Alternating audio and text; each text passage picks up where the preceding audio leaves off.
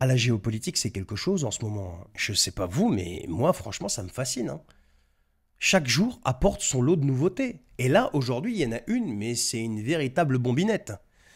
Euh, Tout ça pendant quand même qu'on se réunit à Londres, qu'on fait des conférences, qu'on fait comment on appelle ça, des réunions, des traités, des je sais pas quoi. Non mais, ah oui, et puis que Gabriel Attal explique à Darius Rocheblin qu'avant qu'il était contre taper dans le capital des avoirs russes gelés pour financer la guerre en Ukraine, qu'il était juste pour qu'on tape dans les intérêts, c'est ce qu'on fait pour financer la guerre en Ukraine. Donc maintenant, il est pour qu'on tape dans le capital, c'est normal, c'est logique, etc. Enfin, pendant qu'il y a tout ce gloubi-boulga là, toute cette tambouille qu'ils nous font, eh ben le monde, lui, il avance. Et là, il y a une annonce qui vient d'être faite, mais qui est stupéfiante. Et écoutez bien, Vladimir Poutine vient de proposer aux États-Unis une collaboration pour exploiter les métaux rares, les terres rares russes. Et Trump, lui, de l'autre côté, parle de quoi? Je le cite, de grandes transactions économiques avec la Russie. Est-ce que tu captes le délire? Pendant que l'Union européenne joue les justiciers du monde en carton avec des épées en bois et des boucliers en papier mâché peut-être. Eh bien, les Américains sont en train de négocier avec Moscou dans leur propre intérêt. Voilà. Et qui va encore se faire plumer dans l'histoire? Eh bien, c'est l'Union européenne. Parce que sans ces terres rares, ces métaux rares, ces minerais, il n'y a pas de batterie, il n'y a pas d'énergie renouvelable, il n'y a pas d'industrie high-tech.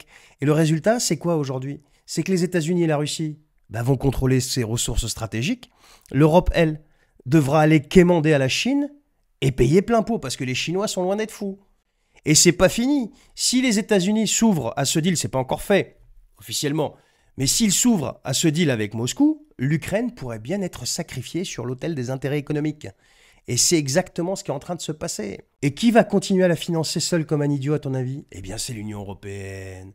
L'Union européenne a misé sur les sanctions contre la Russie. Elle a coupé son gaz, elle a détruit son économie, elle a appauvri son peuple et maintenant Washington va peut-être contourner les mêmes sanctions qu'il lui a demandé d'imposer à la Russie. C'est pas beau ça, mais c'est magistral. Pendant que Bruxelles regarde impuissante et en gesticulant, les bras ballants, ah bah tiens, on va faire ça. Ah bah tiens, on va faire une armée européenne. Ah tiens, j'ai un plan pour la défense européenne. Non mais sérieux, sérieux. Le monde avance, nous on gesticule. Mais tu sais pourquoi? Parce qu'on est dirigé par des gens qui n'ont qu'un seul intérêt en tête, c'est l'intérêt supérieur de l'Europe. Pas des nations. Et ça, j'en ai déjà parlé je sais pas combien de fois. Et donc, ces gens-là, ils ont qui en face d'eux? Ils ont des mastodontes. Ils ont des gens qui jouent aux échecs, comme les Américains. On a la Russie qui avance des pions. Et l'Europe, qu'est-ce qu'elle fait pendant ce temps-là? Eh bien, elle regarde la partie depuis le banc de touche. Mais c'est ça qui se passe. Alors voilà, les amis. Encore une fois, bravo les génies de Bruxelles, hein, bravo. Mais je sais que tout ça, vous en avez besoin, mais de toute façon, c'est terminé, la partie est pliée, qu'on le veuille ou non. Sortez des dogmes, sortez des états d'âme. Aujourd'hui, la partie est pliée. Les deux grands, moi je le dis depuis le début, depuis 2022, quand ils vont décider de s'asseoir autour d'une table, vous aurez beau gesticuler tant que vous voudrez, vous n'arriverez à rien. Ils vont s'asseoir et ils vont décider de la paix. Et les seuls dindons de la farce, ça sera qui? Ça sera l'Union européenne d'un côté, et surtout le peuple ukrainien qui s'est fait bombarder de l'autre côté. Voilà la triste vérité. Donc voilà les amis, allez, clap de fin et bravo l'Union européenne. Bonne journée.